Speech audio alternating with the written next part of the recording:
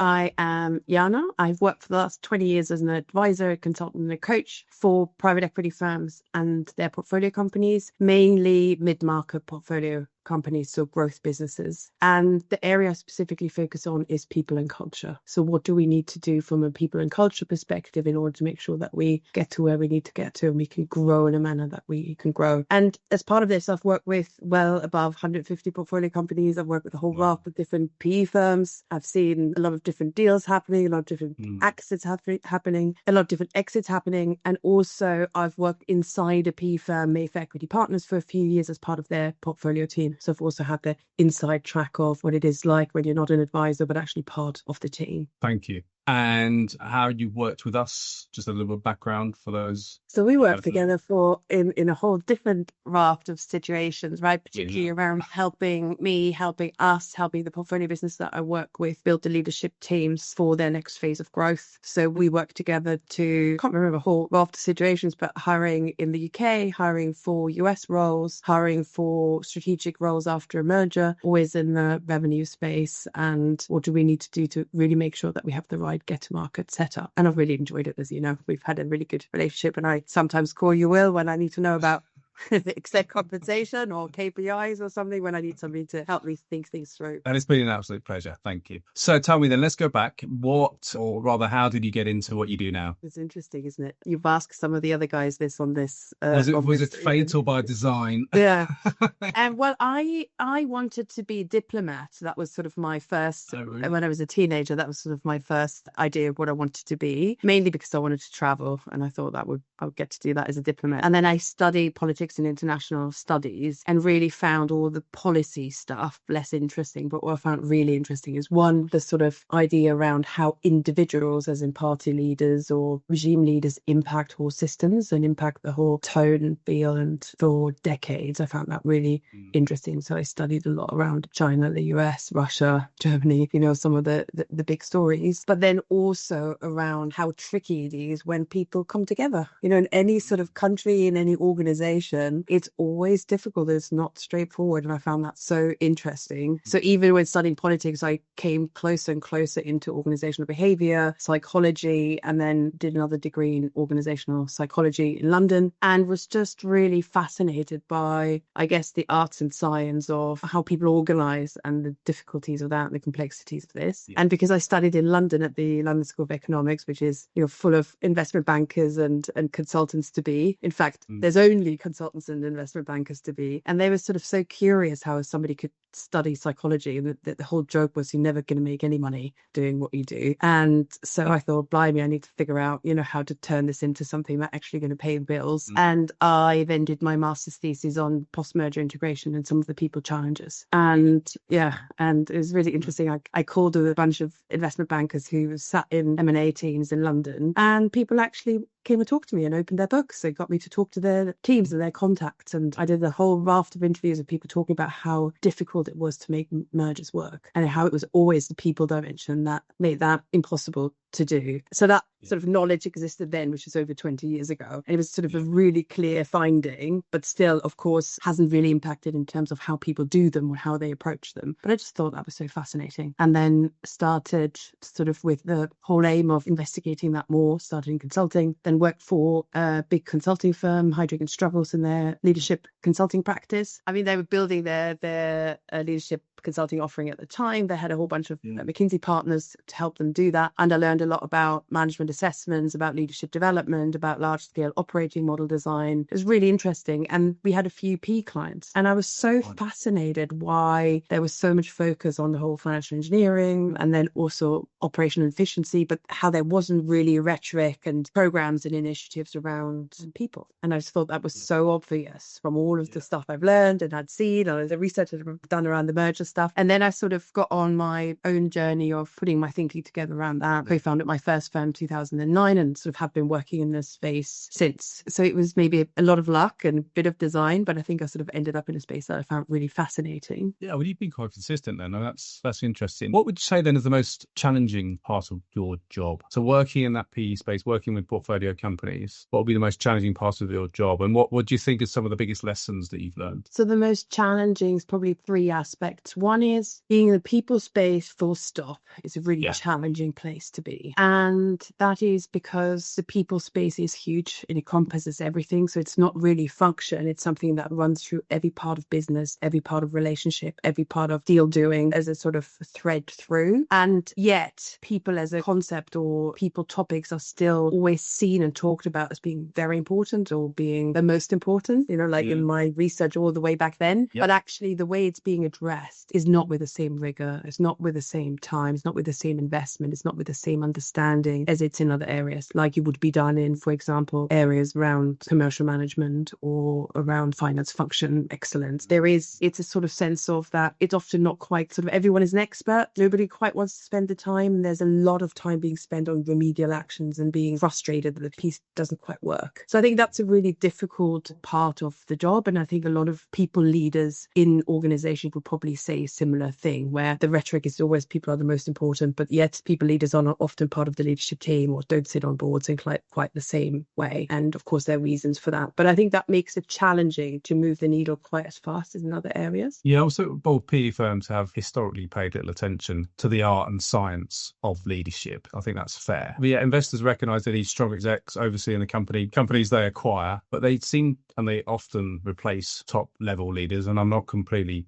grumpy about that, of course. They give a portfolio company some pretty tough targets, but they clearly seem to align the incentives and some pretty rich financial incentives with the interests of the management and the investment firms. But that's about it. That seems to be a problem. So, what do you think should be done? I think a lot has moved in the last 20 years. So when I started and I talked to PE firms around, there's all this stuff we can do around people, and we can look at operating model design, and we can do leadership development. It was more of a new thing. And some people were doing it, but not very many. And people thought it was a bit weird. Now, 20 years on, most PE firms have some form of talent function, some form of thought leadership around how they think about management teams and supporting management teams. And of course, a lot of CEOs have also thought much more deeply around what leadership means to them. But the net result is that there still isn't enough done in order to do this systematically. Yeah. And I think the sort of at the core of this is the desire to find a silver bullet. If we only found the app, if we only find the data, and I'm sure they say that to you, Will,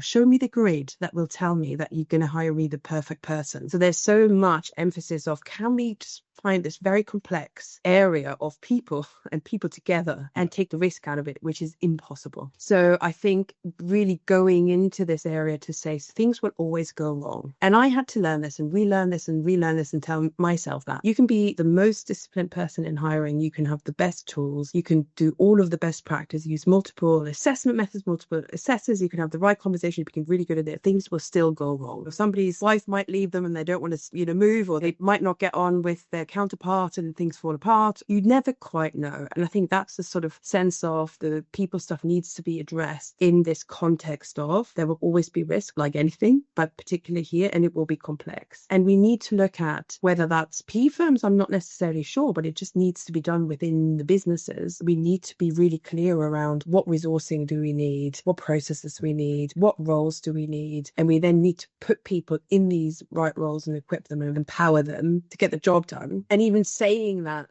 I know that there's probably a million Harvard Business Review's articles written on how to do that and how to create clarity and how to resource properly. But in reality, it looks different. And in reality, it looks different because it's really difficult for people to step back and just look at the resources and the people they have in a more objective way. And then it's even more difficult to tweak a role because people say in Harvard Business Review articles, oh yes, you need to have aligned roles. What does that mean in practice? In aligned roles means you have to look at all the roles. Yeah. You have to really attach them to a clear strategy. So one, you need a clear strategy. You need a clear execution plan. For a lot of smaller businesses, that's not a given. And then you need to align the roles behind it. You need somebody to do that. That takes a pretty senior HR person and managers with time and dedication to outline all of these roles. And then the most, difficult move then is you have to tell a load of people that their role would change, that they might not fit in the role as it is to come. You might have to demote them or put them a level below. And that's a hell of difficult conversations that people are not trained for, that they don't want to have. So you end up with some sort of fudging, which is... About your Harvard Business Reviews I was reading that 3 out of 4 CEOs leave after a PE acquisition, roughly 3 out of 4. Because they're being dismissed, or what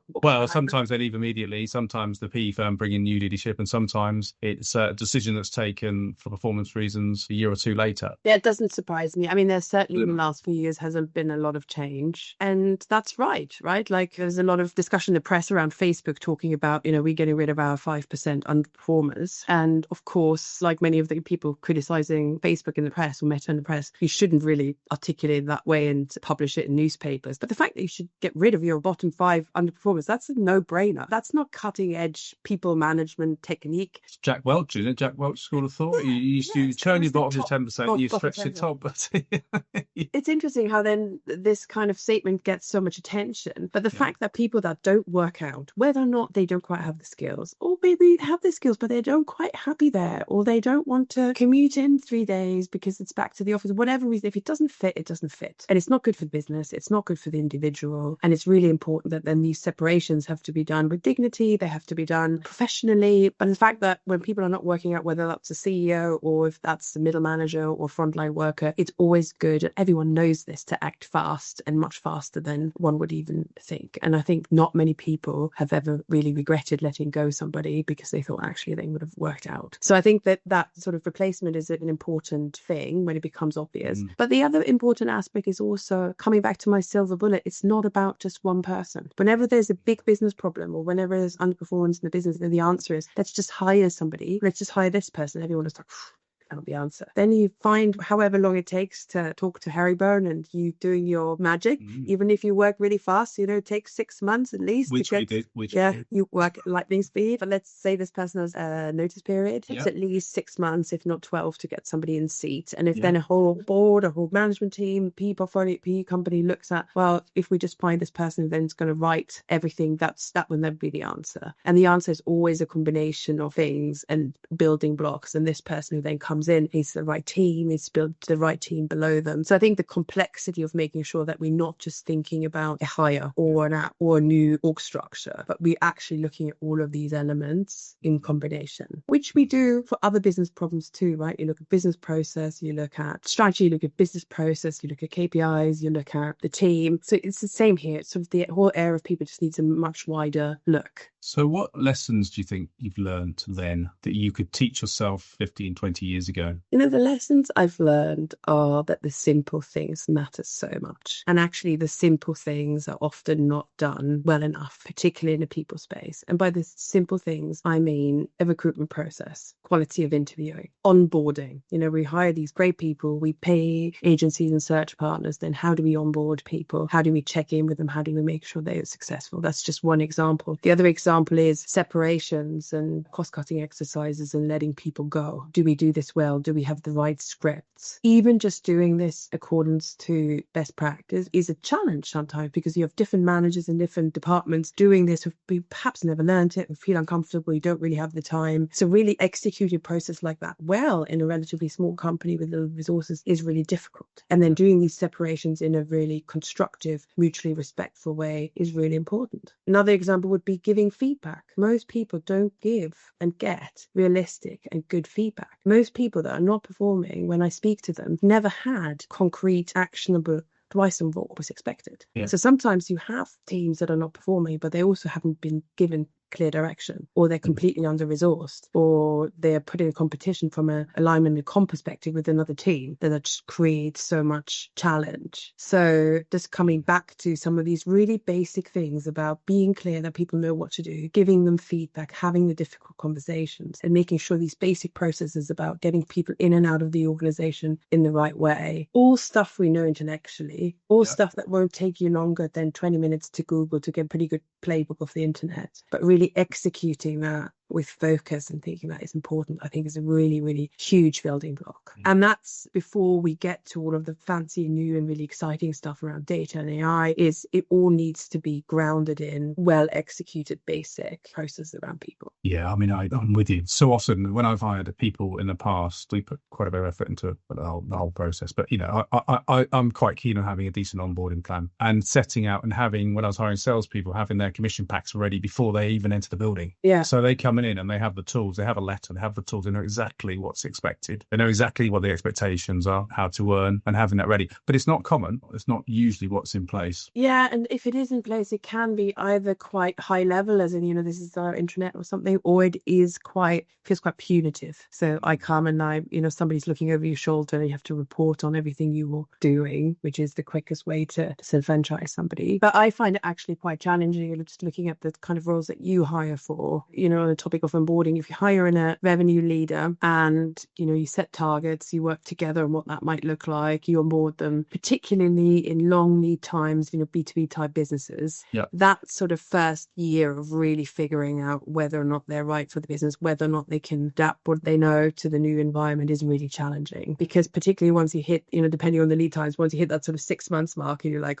okay, where should we be? Where are we now? And I think that's a really tricky one where I think, to your point, the onboarding process, the agreements, the KPI setting, the whole thing about tracking input versus output becomes really important to then really get to a view of, do we think this will be successful or not? Good stuff. Thanks, Jana. And we've been asking lots of people on this who have taken part in newsletters. We've been asking them about what advice would you have for building high-performing teams? But I don't think there's anybody that's joined us so far who's perhaps best placed to answer that question than you. And it's a challenge, right? But we often talk about high-performing teams, high-performing culture. There are podcasts on the high-performing...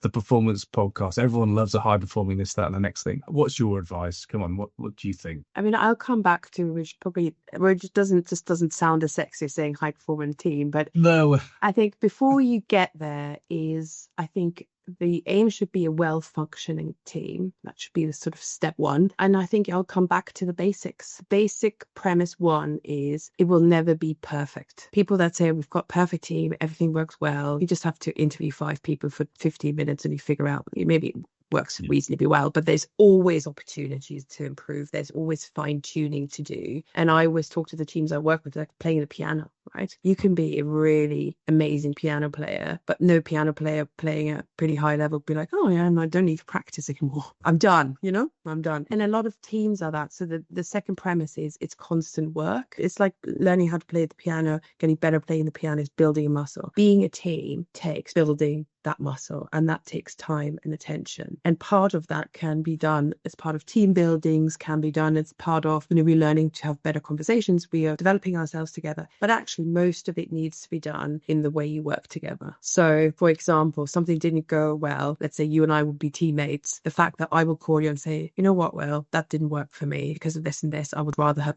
done that. The fact that I can be honest without accusing you and you can listen and we can then work on this and repair, that strengthens teams over time. And that we can come out of that conversation and say to our teammates, we had a pretty tough conversation because Jana, didn't deliver on this and Will expected this. And then we had a conversation, this is what we get to. And those kind of like really going further into problems, sharing openly but sort of keeping that we're together sentiment. That's for me is really the stuff that improves teams over time. And you don't learn that by one offsite with one person debriefing you on your psychometrics, although that's a good thing to do, but it's just won't get the job done. Yeah. And then I would say in terms of other basics that are really important is get the team structure right. A question I always ask when I meet a new team is who is the leadership team, and you'd be surprised, or maybe you wouldn't be surprised, how often there isn't a clear answer. So often 2 or 3, 4 people are clear, but then is Thomas in the team? Is Mark in the team? What about Lisa? And remember, we're talking about mid-sized businesses, right? We're not talking about listed conglomerates. So that's a good starting point. So is the team clear? Are the roles within that clear? And then underneath that, is the team leader clear that he wants these people on the bus? Once those kind of questions are answered, then the question is, right, what are the processes and the meetings and the information sharing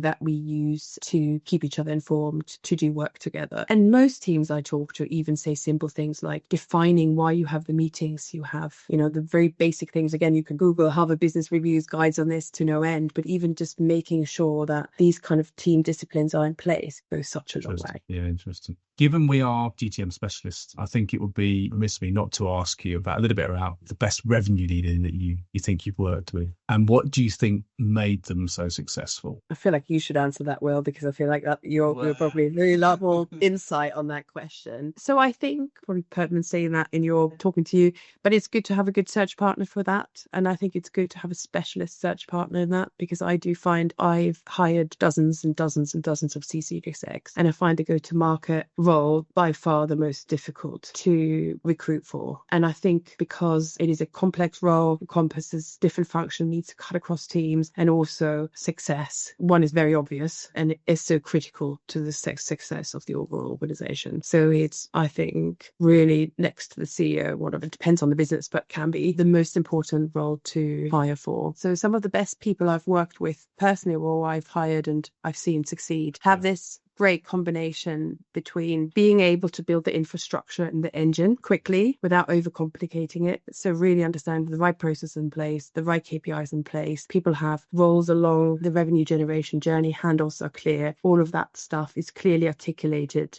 embedded and enforced. And even that, I think it sounds much easier than it is, but that's a really key part. I think the other part is being able to straddle this interesting divides between marketing and sales, for example, or marketing, sales and pricing. And I think actually intellectually it's really difficult to be good at all of these different parts of the revenue function. So being able to have the right experts in place, being able to bridge the divide, being able to make them work together, being able to go deep into all of these topics, I think is essential. I think in most sort of mediocre revenue function, you can kind of see, is this person a legacy marketeer or a legacy salesperson? You can kind of see that in the way they set up their empire. And I think the third bit I would say is just that hustle and the drive and the pushing and the relentless, realistic hope and enthusiasm to move forward. I think in a lot of people that have spent a lot of time in building a process and infrastructure, that can get a bit lost. And I think having somebody who can build the infrastructure, who can lead the team across divides and can have that hustle and drive, for me, that's the magic combination. As you know, we developed the revenue leadership assessment framework, which covers all of that. So they are typically, some of the best CROs are typically quite data-driven individuals. They're quite analytical. They're good at examining information and they're good at interpreting data. So they've got that strategic mindset, but they're also able then to hire a great team. They're also to lead, to influence people, to persuade people and build out the great teams, as well as putting in all the right processes and systems in place and the right tech stack. And you know, I could go on, but it's there's probably about 7 different pillars that make up the sort of the core skills of a CRO. There's plenty there to get into, and I think it's easy to, you could be forgiven for mistaking a VP of sales for CRO. The VP of sales will be more people oriented, great at hiring teams, great at banging the drum, creating that rhythm, developing individuals in that team. But when we get up into the C-suite, we have to have that strategic agility to be able to develop the strategies for those businesses. Yeah, I think that's really right, and that's probably what makes it so challenging, right? Because it can be a huge role. It can mean a lot of things. Yes, and I think you and I, we've discussed a lot, but like, you say you want this, what does that actually mean? And I think the challenge is what you say in terms of what seniority is this person really. I'm talking VP, SVPs, a C-suite, what's the requirement? I think the other dimension to really think about is also the size of the business. So even just saying somebody that can build infrastructure, somebody that can build a pipelining process. I've seen people build that in a way that was so outsized for the organization at hand that one, it took for ages, one, they didn't have the manpower to properly manage it, and it really didn't have the effect that it potentially had in their last organization that was 7 times the size. So I think really understanding also the type of business it is, where it's in its evolution, and applying all of these tools in the right way, I think is really critical. And where I've seen mistake being made, where I've made mistakes, is perhaps you find a great person, but you don't quite match them to the right business or the right task at hand. Beware the CRO that has the playbook. There is no more. Beware of anyone who thinks they have a playbook. Finally, lastly, where do you draw inspiration? Where do you go for content, for inspiration? Do you have mentors? Do you have coaches? Do you listen to podcasts? I think the first bit for me is the management teams that I work with. Yes. I think just going in, speaking to the team, speaking to them individually, collectively, understanding what are you doing, what's challenging, what's helpful, what's good. You get such a good sense of what an organization is about, even just from these conversations. And I think that constantly shapes my thinking about how to support organizations from a people perspective. And it's also really shaped my thinking to the more complex the world is, and then the more change that in the world is, to make sure that the basics are right. And I think that's the sort of thing that I've been discussing a lot with the teams I work with over the last couple of years. Is also, for me, all of the things I mentioned are really important. I'm a really big podcast person. I think actually podcasts also have addictive potential, because when I got my Spotify roundup, from the 2024, I was like, I can't believe how many hours I listened to, but I can't quite remember, but it was not quite sure it was healthy. But yeah, listening to what other people are doing and having coaches and support, I also think is really important. I think it's important for anyone. I think actually we don't do enough there's so much emphasis on knowing the answer, particularly in these difficult times, and there's sort of a premium on people appearing confident, that actually the really honest conversation about holding, the power of doubt, and also holding ambiguity and talking about this and doing that in a safe space. So I've got a coach, I've got a coach supervisor, so I've got people that I can say, well, I'm not sure I did the right thing, or what we're doing here. And then I think to the exercise thing, I think all of this focus on AI, technology, social media, all of these tools that help us to do so many things, be much more efficient, but also just bring our life much more online, I think will require for us also to balance this with bringing our bodies analog. So I think a lot of the stuff that we already see in the numbers in terms of mental health challenges, and particularly in younger employees, burnouts, very early health challenges, the fatigue, all of that stuff that's really impacting organizations. I do think, again, quite a simple answer, but I do think getting outside, exercising, being in the forest, talking to people over a cup of coffee is more than just self-care. I think is essential in order to maintain and ground us in not just the world that we have now, but the world that we will get in the future. Because if we can't find a way to ground ourselves and physically be present and relax our nervous system and really come into the here and now, I think it's impossible to live healthily in this increasingly complex, exciting, stressful world. Yeah, excellent. Thanks, Jana. That was brilliant. Thank you.